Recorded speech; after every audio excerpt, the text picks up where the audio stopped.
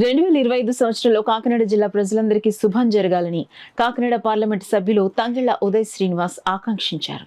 కాకినాడ విద్యుత్ నగర్లోని కాకినాడ పార్లమెంట్ సభ్యులు తంగళ్ల ఉదయ్ శ్రీనివాస్ నివాసంలో నూతన సంవత్సర వేడుకలు ఘనంగా జరుపుకున్నారు.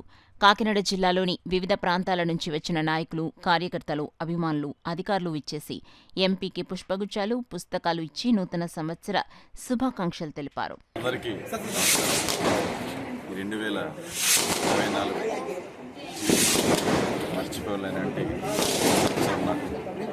కాకినాడ పట్టణంలో కానీ నన్ను అలాగే మా వినాయకుడి పవన్ కళ్యాణ్ గారిని మన ముఖ్యమంత్రి చంద్రబాబు ప్రభుత్వాన్ని ఒక చరిత్ర సృష్టించారు కనిపించిన మీ అందరికీ కూడా